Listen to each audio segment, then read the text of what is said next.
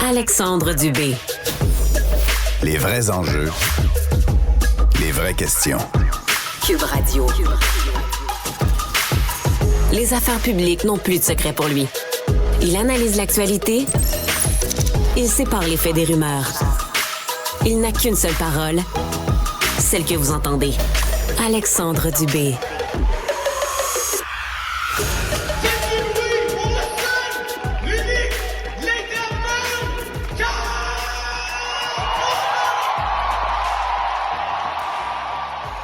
Le bassiste des Cowboys fringants, Jérôme Duprat, avait l'habitude de présenter son acolyte Carl Tremblay de cette façon-là, à chaque spectacle.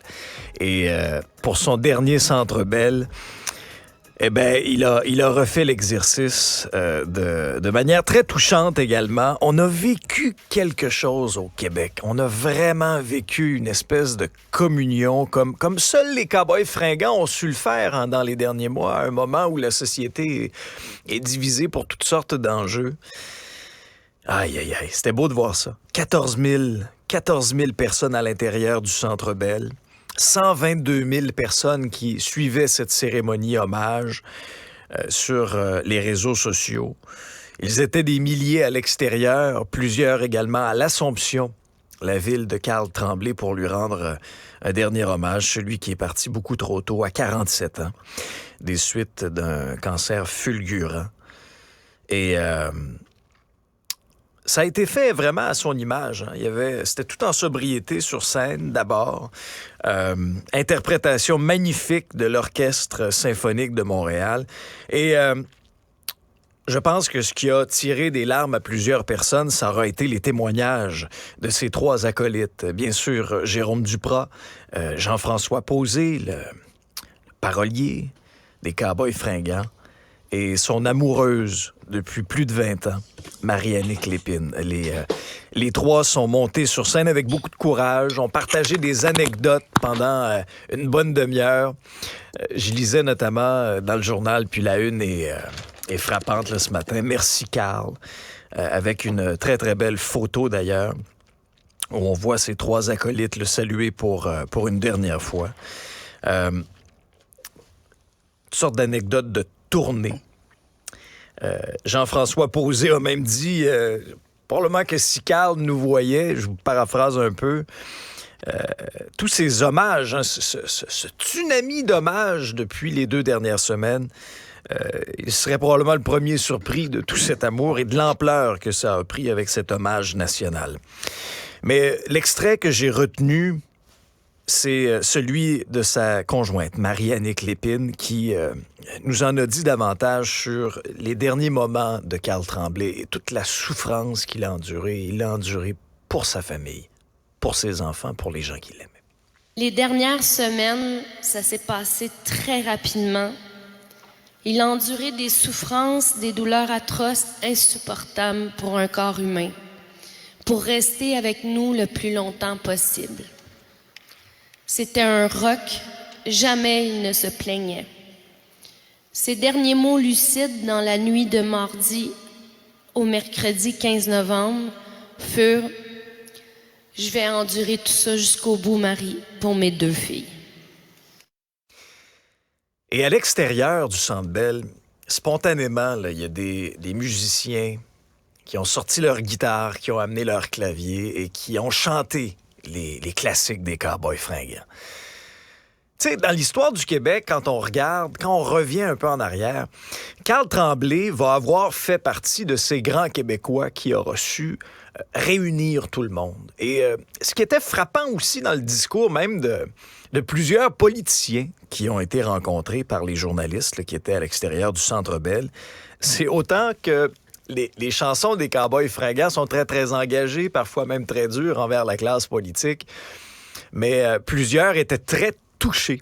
Plusieurs ont même dit, il y a un peu des Cowboys fringants dans notre désir de vouloir faire de la politique, peu importe là, la couleur du parti. Et il y avait deux premiers ministres, une ex-première ministre, Pauline Marois, et le premier ministre actuel, François Legault, qui ont tenu aussi à participer à cet hommage national.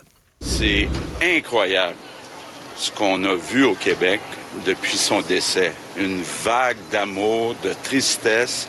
C'est comme si des millions de Québécois avaient perdu quelqu'un de leur famille proche.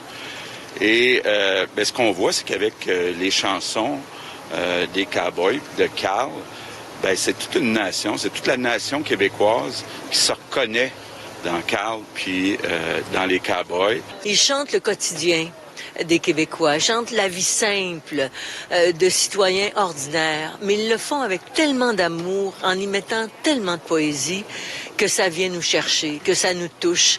Et moi, c'est ce que j'aimais et c'est ce que j'aime de leur chansons, de leur contribution à notre vie vie collective, à notre histoire, finalement. Ils font partie de nous. Et une des chansons des Cowboys qui a pris vraiment là, dans les derniers mois, sachant tout ce qu'on savait là, sur l'état de santé de Carl, c'était Sur mon épaule. Eh bien, les Cowboys ont eu le courage de la chanter au Centre Bell. Imaginez le moment, là, 14 000 personnes qui les accompagnent et qui entonnent, qui fredonnent ces paroles-là, qui sont tellement chargées de sens aujourd'hui. Tout le Québec va se souvenir de ce grand homme, Carl Tremblay, moi qui aura été au centre d'un de mes groupes préférés. Et ça a cristallisé, je vous dirais, la place mythique qu'occupera pour l'éternité ce grand artiste-là et les Cowboys fringants dans l'histoire du Québec. Il y a eu de nouvelles dates dans le bras de fer entre le gouvernement et le Front commun. Une nouvelle vague de débrayage du 8 au 14 décembre prochain pour le Front commun. Et la FIC aussi a emboîté le pas du 11 au 14 décembre. Maintenant, c'est un peu une espèce de blitz de la dernière chance là, pour le Front commun. Il y a toujours la possibilité d'en arriver à une entente, mais on laisse déjà planer la possibilité d'une grève générale illimitée pour le Front commun au retour des fêtes s'il n'y a pas eu d'entente. Maintenant, moi, ce qui me dépasse, c'est le manque de jugement de Magali Picard, qui est une figure de proue de ce mouvement-là du Front commun. Là, elle est dans l'avion actuellement, là. Un vol d'à peu près 13 heures entre Dubaï et Montréal, après avoir mis les pieds à Dubaï pendant à peu près une dizaine d'heures, devait participer à la COP 28. Et là, face au tollé que ça a soulevé, elle prend la décision de rentrer. Bon. Deux choses par rapport à ça.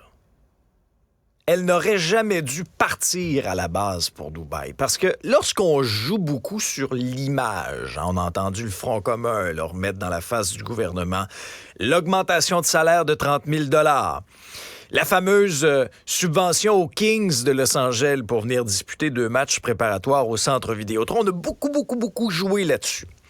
Eh bien, lorsqu'on veut gagner la bataille de l'opinion publique et jouer sur l'image, il faut d'abord se regarder dans le miroir. Alors, ça a été une erreur de jugement de ce côté-là qui est importante.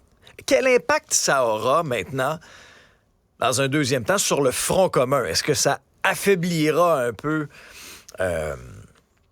ce Front commun-là? Richard Martineau a une chronique savoureuse dans le journal où, c'est vrai, c'est plus juste un Front commun, c'est du front tout le tour de la tête. D'être parti à Dubaï dans ce contexte-là. On aura beau nous dire, je serais revenu à temps pour les nouvelles dates annoncées. J'aurais suivi les choses en télétravail via Teams. Écoutez, là, la priorité actuellement au Québec pour la FTQ, là, ça devrait être de régler avec le gouvernement. Et la présidente, sa place était au Québec et pas à Dubaï. Bienvenue à Cube Radio. Voici votre nouvel épisode.